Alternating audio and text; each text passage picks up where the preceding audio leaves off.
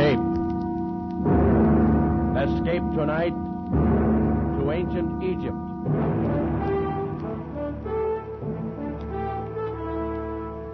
The Columbia Broadcasting System and its affiliated stations presents Escape, a new series of programs of which this, the sixth, is The Ring of Thoth by Sir Arthur Conan Doyle, produced and directed by William N. Robeson.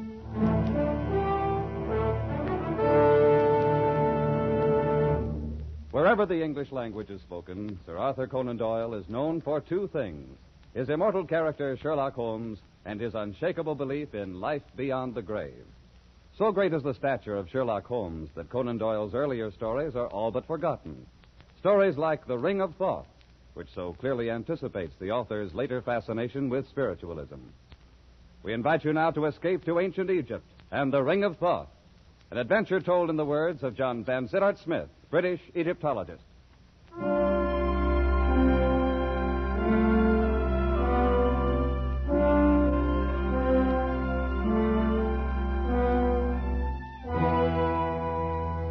I arrived in Paris on the 3:14 express from Dieppe and went immediately to my hotel in the Rue de Lafitte.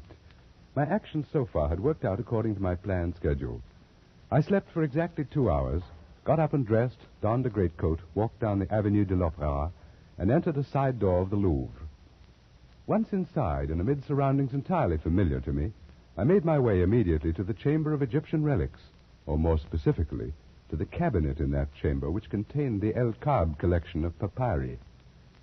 Drawing out the particular roll I wished, I placed it on a nearby table, sat down, began to study it, when I noticed one of the museum attendants who was polishing some brasswork across the room.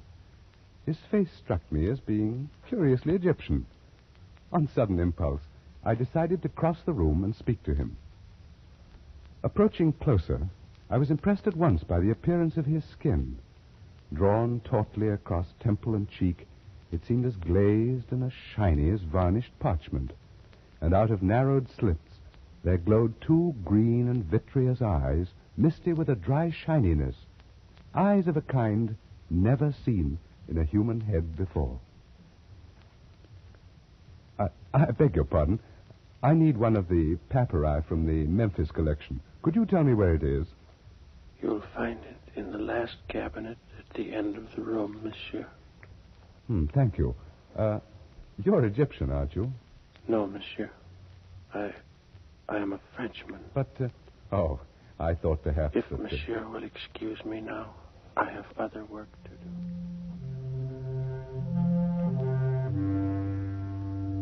I went back to the table and took up the papyrus I had been studying before. But my former calmness in translating the intricate hieroglyphics was gone, and out of the depths of my mind welled a feeling of terrible familiarity. I concentrated more deeply on my studies, pushing aside those thoughts conducive to mental turmoil, and at last, worn out by the inward struggle, I fell asleep.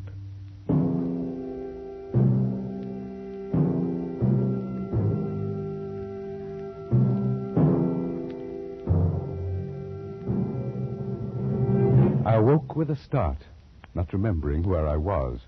It was quite dark for a moment. Then gradually my eyes focused on the glints of moonlight reflected from the glass tops of specimen tables, from the shiny varnish of the mummy cases.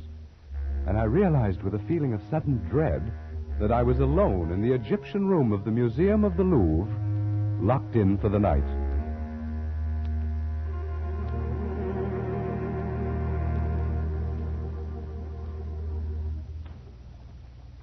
And I saw at that moment, approaching through the moonlit halls, a dim yellow flame. Nearer and nearer it came until I could perceive above it, as though floating in the air, the eerie, glistening face of the man I'd spoken to earlier.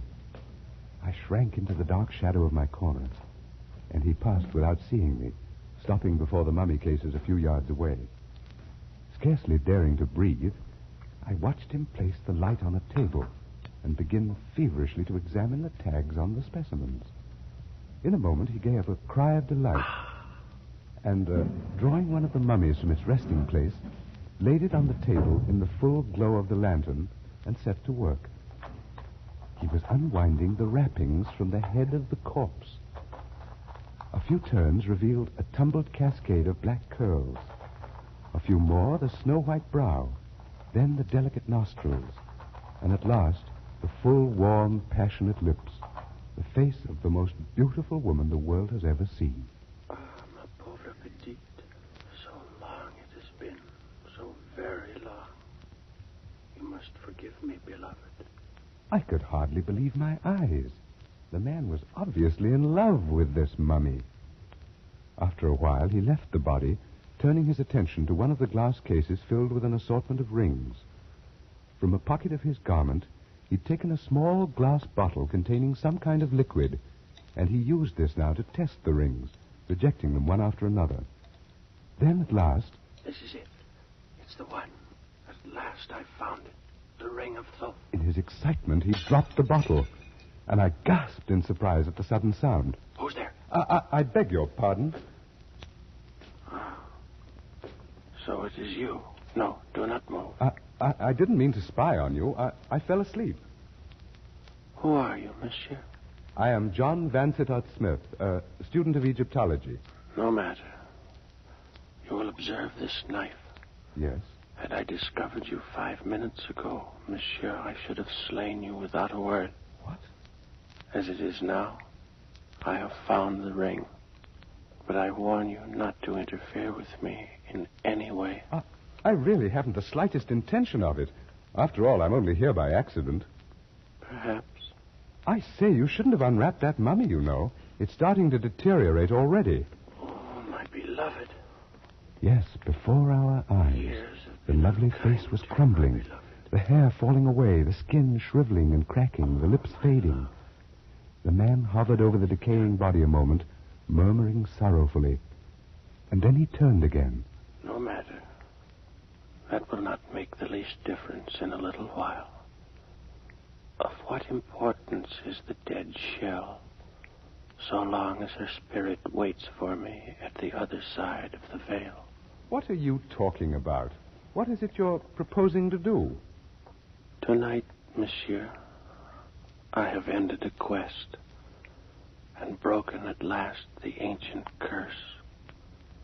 Nothing now can prevent my joining her. Are you actually claiming that you knew her? She was Atma, daughter of the governor of Abaris. And both she and I lived in the reign of Tutmosis 3,500 years ago. You're obviously mad. Perhaps, but not in the way you think. There may be design in this, your coming here. It may be decreed that I should leave some account behind as a warning to other mortals as rash as myself. Very well, then. So be it.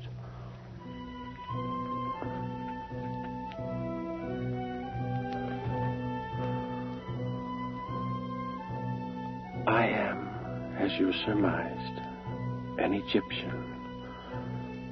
My name was Sasra, and my father had been the chief priest of Osiris in the great temple of Abaris, which stood in those days upon the Bubastic branch of the Nile.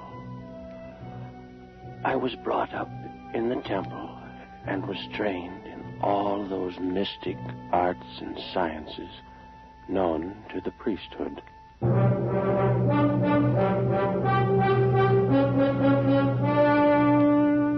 Of all the mysteries that I studied, none intrigued me more than the question of life and death. And even to this question, in time, I found an answer. But for a man to live beyond his allotted span of years, Master Sastra, the gods have not so ordained it. Then perhaps they will have to revise their ordinances now that I've discovered their secret. 'Tis not well to jest. I tremble, for though I've labored in your service for a year, I knew not the goal of your endeavors. May Osiris forgive me. Ah, what a pity you look upon it this way. For I'd thought that in return for your assistance, I should grant you, too, the gift of centuries of indestructible life. I would not have it, Master Sastra. And I beg that you, too, forgo it. Forgo it? I introduced the fluid into my veins 1 month ago. Oh, no. Then you are lost indeed. Lost? Do you call this being lost? Let's see now. My heart should be about here. Oh, that knife. No, don't. Master, you've killed yourself. Not at all. See? It bleeds a little. But in a while, the wound will close up. And that's all. It's immortality. No. I shall not live forever. But for 5,000, perhaps 6,000 years, I shall be immune from all dangers of violence, poison, disease, starvation. You cannot die? Now, with this fluid in my veins, nothing in this world can end my life. Sasra, are you there? Someone calls. It's Parmes, the priest of Thoth. In here, my friend. Enter. Oh. Greetings, Sosra, master of sciences, and his worthy assistant. If you will excuse me, masters, I go to make my peace with Osiris.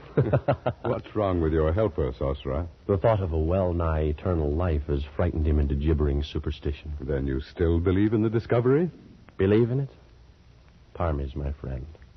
Look. By the heavens, what a scar. It pierces the heart. It was done only a moment ago with this knife. Hmm? See? I can put it back in the wound. So. You suffered no ill effects? None whatever.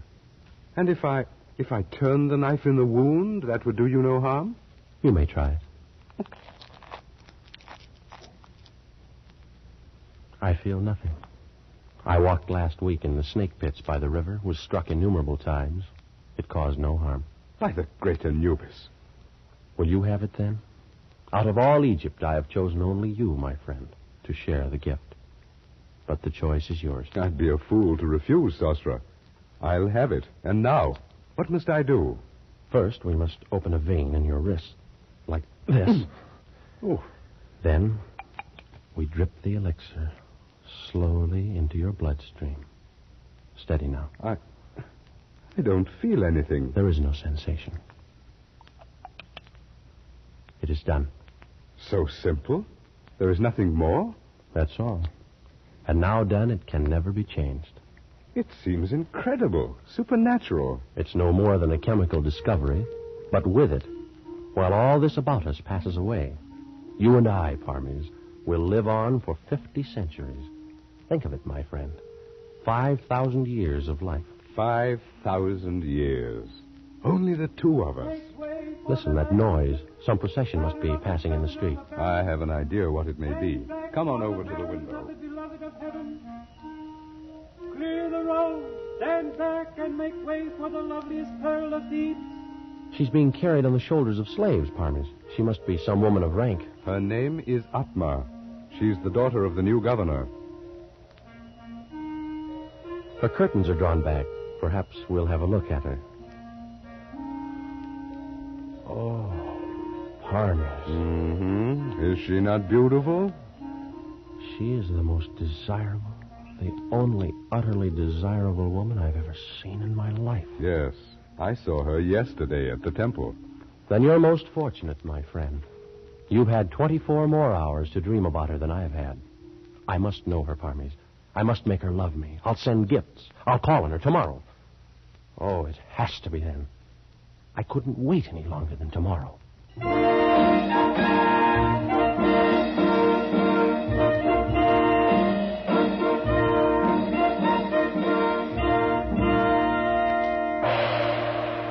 visitor calls upon the beloved of the universe.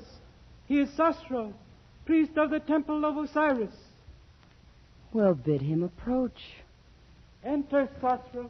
Oh, most beautiful of all Egypt, I cast myself at your feet. That's a noble ambition. But wouldn't it be much better to sit here beside me and watch the fish in the fountain? Much better. You will all withdraw, except you, my girl. Play something for us, at a distance.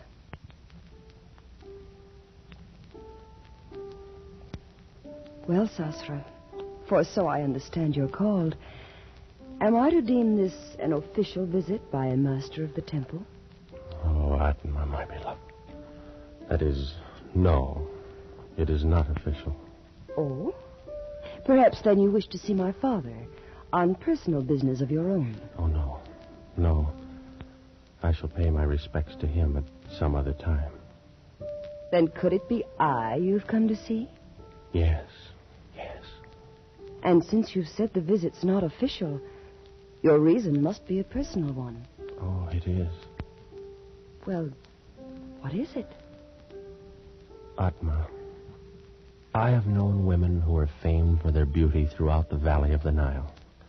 But not one, not all of them, are so lovely as you. How thoughtful of you to come here and tell me.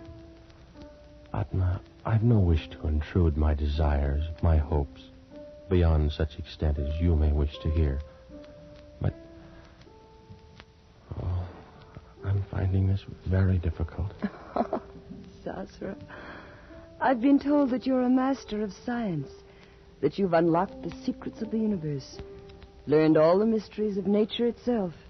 Your informants have been most generous. Yes, I'm inclined to think so. What? Because you've discovered nothing at all about such a simple thing as a woman's heart. What do you mean? I come from Thebes. And the women of Thebes are warm-blooded, passionate, and we know what we want. Atma. I saw you first 3 days ago.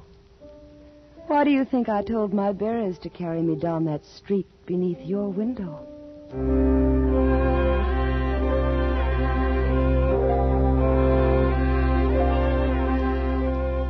And so, miracle of all miracles, Atma loved me.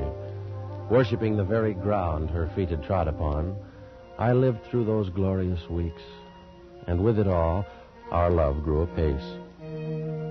But one thing bore heavily upon my mind, and I came to speak of it more often to my beloved as we sat and talked by the fountain in her garden. Look, Sasra. See how the stars shine from the water? Yes, Atma. More lovely even than their glow in the heavens. Are they very old, the stars? Very old, beloved. As old as time. And they'll go on gleaming there, long years after you and I are gone and forgotten. Atma, my dearest, we've talked of this before, and I know it distresses you to think of it. No, Sasra.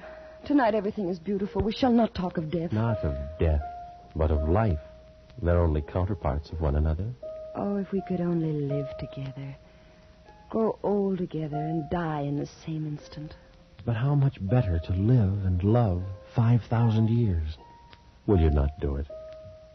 Does so long a time seem too great for the love you feel for me? Beloved, no. The time would pass in an instant, and the loss then be no easier borne than now. Then why draw back?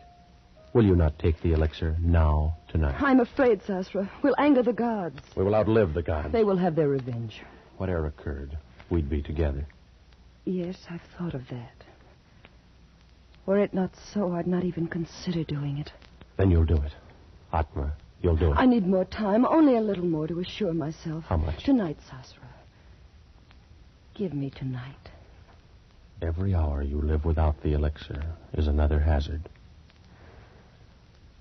All right, then. Tonight. And may Isis herself guard over you until the fluid courses in your veins.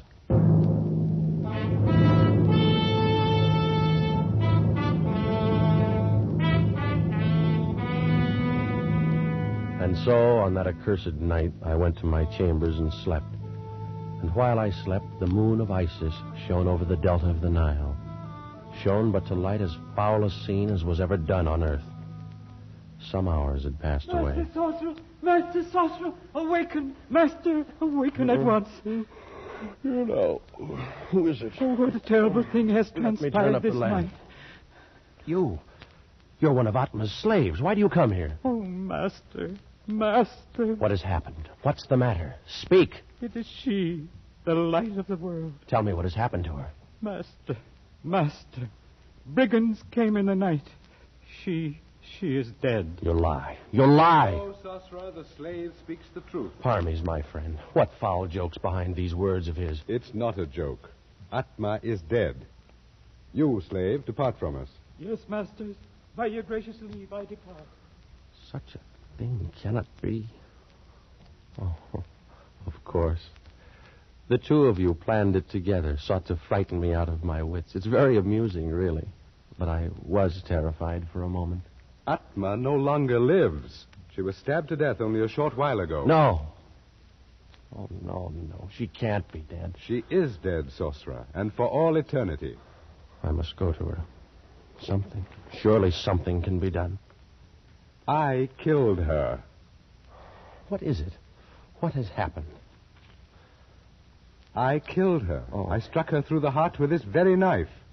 You, Parmes. Why? Because she loved you. Why? And because I loved her. You, my friend. She would not look at me. And for that you would lose her to both of us forever? To both of us, Sosra? I think not. By the living Osiris, give me that knife. That's it. Strike. Again. Here's the heart. Here, strike. Again and again, Sosra. Wait. What foolishness. I cannot kill you. You're wrong, Sosra. You have killed me. Those were grievous blows. But the fluid, that cursed elixir of life, it runs in your veins as well as mine. True. But in mine is also the antidote. You lie. There is no antidote. Yes, day and night. These many weeks I've worked. And I found it. You couldn't have.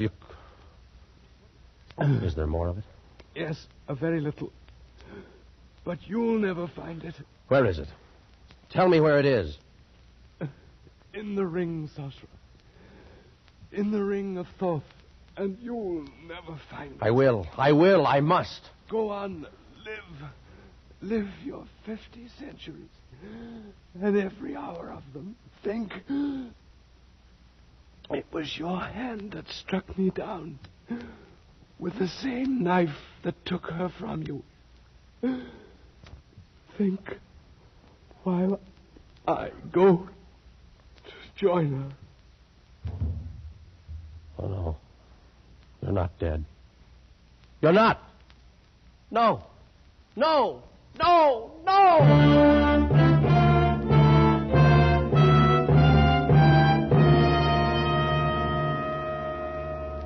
For months, I searched the papers, test tubes, and the chemical flasks in the chambers of the dead priest of Thoth. Searched and found nothing. I sifted the sands where he'd walked, questioned his slaves and servants, and learned nothing. Every moment of my life, my terrible and unwanted life, was devoted to an unceasing hunt for the ring of Thoth, and all to no avail. And in time, a horde of barbarians overran the city of Abaris. And the sands of the desert buried forever the last of my hopes.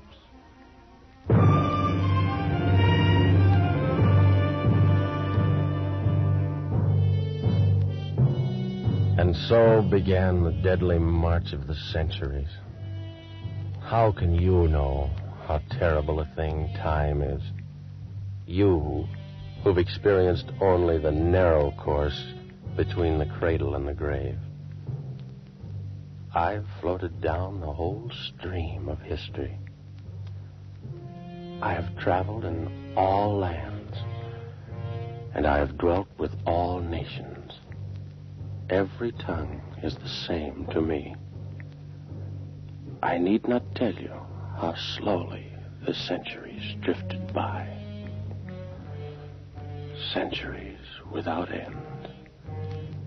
Years without number. And so, I came to be one day, a few weeks past, in San Francisco, where I came across a certain item in a newspaper. Among recent discoveries in Lower Egypt is an unopened mummy case containing, according to the inscription on the outside, the body of the daughter of the governor of Abaris in the days of Tutmosis. In the same burial crypt, dropped into a crevice between the stones, was found a large platinum ring of singular design. Both specimens have been sent for examination to the Louvre in Paris. So, I presume you came here to Paris, obtained this position of attendant in the Louvre with the idea of... Only yesterday, Monsieur Smith. As you may imagine, I had little difficulty in convincing the director of my knowledge of Egyptian relics. The ring, then. The one I saw you remove from the case is the ring of Thoth? Without question. You've discovered how the ring must be used? The secret is obvious. See, the stone is hollow, and drops of liquid move within it.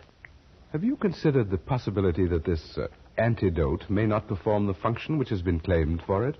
It will, monsieur. And there'll be no need of a knife to strike me down. My death was due in a time long past. And only this damnable fluid that runs through my veins supports the weight of my years. I delay no longer. I go to join her where she waits for me in death. No, don't. Oh. Too late. I've broken the gem. I've taken the antidote. I stood and watched him with a terrible fascination, but without pity and without compassion. He turned away from me and reeled toward the mummy he'd left on the table across the room. But even as he turned, the parchment skin of his face cracked and shredded. Discolored lips shriveled away from the yellow teeth. The vitreous eyes withered into nubs of formless plasm, and the full weight of his 3,500 years descended on him in an instant. I left that room of death and walked over the marble floors toward the exit, my footsteps echoing through the empty halls, even as they had echoed for so long in the corridors of time. And I wondered as I walked if Sasra knew now what I knew, that the antidote in the ring of Thoth can bring death to the body, but not to the soul.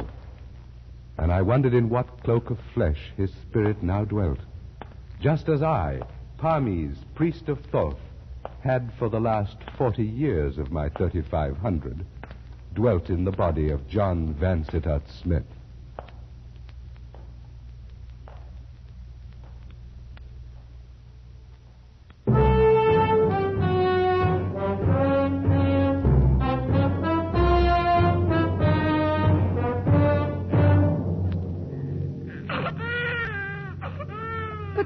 He's so little and so red. Well, now, he's only 2 days old. But he doesn't look a bit like either his father or me. Give him time, my dear. All babies look pretty much alike when they're first born. I don't know. His eyes or... It's silly, of course, but he looks like an Egyptian.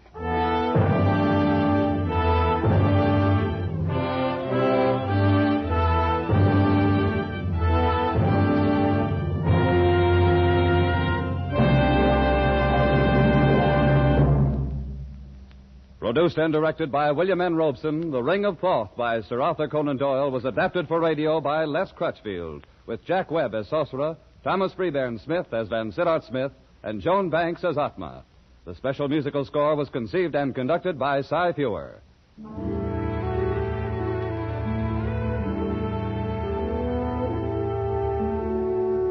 Escape is presented by the Columbia Broadcasting System and its affiliated stations each week at this time. Next week, we invite you to escape to a raft in the South Pacific with John Russell in his unforgettable story of human frailty, The Fourth Man. And so good night until next week at this time, when again it will be Time to Escape. This is CBS, the Columbia Broadcasting System.